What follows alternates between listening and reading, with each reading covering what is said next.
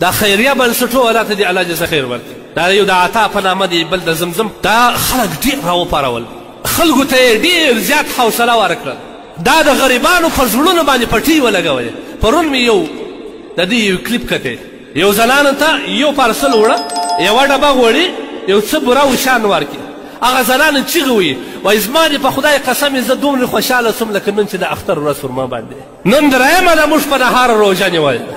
دا زما او ستا د ملک زنانه ده، دا زما او ستا بابرده زنانه ده، دا غیرتمنه زنانه ده، دا فقر نه کوي که نه. بل ماشومه ژاړي، دا سړی کیمره ورباندې ولې ژاړي، وایي زما پر معده باندې درد دی. هغه ورته وایي ولې؟ وایي نن درېیمه د خوراک مې نه دی کړی، د لوږې مې په معده باندې درد دی. د الله رسول صلی الله علیه وسلم فرمایي، د الله رسول صلی الله علیه وسلم په قهر کې راځي، والله لا یؤمن، والله لا یؤمن، والله لا یؤمن من بات شعبان وجاره جائع وهو یعلم.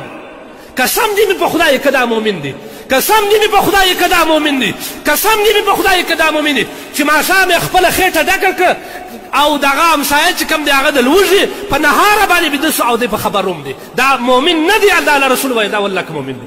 زما او ستا په علاقه کې څومره غریبان شته، څومره لاچاره خلک شته.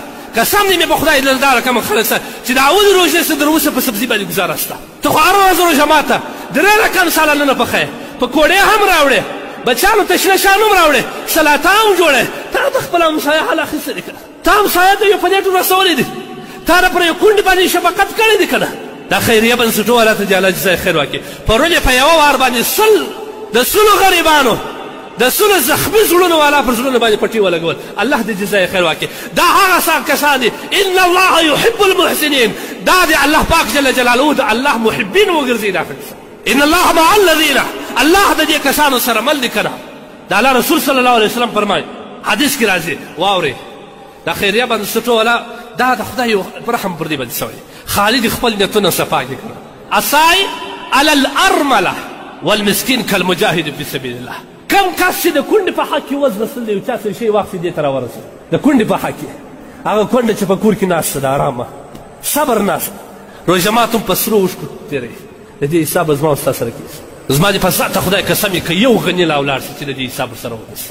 یوه کونډه د الله رسول وایي که چا د یوې کونډې په حق کې سعی وکړل، کوشش یې وکړي، یو غاب سالن یې ور واستوئ او په روژه مات یې مړه کړله او مسکین یې موړ کړي. د الله رسول وایي دا رقم دی لکه د الله په لار کې چې جهاد وکړي. مجاهد فی سبیل الله، مجاهد فی سبیل الله څنګه دی؟ دا هغه د پښو او خاورې ته موږ نسو رسېدلی. دا کسانو جهاد فی سبیل الله رتبه پیدا کړه. دا خیریه بنسټو والا ته که زما اواز رسېږي دا ورسوئ. دا د خالق خپل نیتونه دي صاحب. مخکې به له امانه دې صاحب بعد وړل چې دا کیمرا پر دې باندې ونیسي، دا کیمرا ونیسي. دا د امت په حالاتو موږ خبرې، دا د امت په حالاتو موږ خبرې.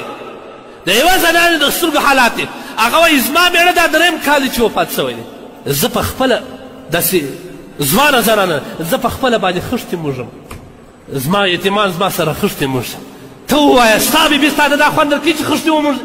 ستا اولاد په دغه عمر باندې ته تعلیم پکې، ته سنټرانو ته هستې، ته ښایستو مدرسو ته هستې، هغوی د مجبورۍ نه خښتې په موږي. د هغوی په نازکه لاسو باندې تړاکې راختلي دي. د الله څخه وبېرېږئ. ځکه نبي علیه السلام وایي من یسر علی محسن یسره الله تعالی فی الدنیا والآخره. که چا په ترتنګ باندې اساني راوستر، رحم یې وکړي، سهولت یې ورباندې راوستي، الله به د دنیا او آخرت سهولت د ده په برخه کړي. د خو نو 800 روزانه وګټل بس دی ټول د ځان مستحق بولي، چاته نه ورکوم زه خپله غریب یم. نه، په 800 کې 100 روپۍ خیرات کړه. بیا وګوره چې الله تا ته څومره عوض درکړي. 100 روپۍ خیرات کړه، تا ته الله څومره عوضونه درکړي. دا د خدای ورکه ده.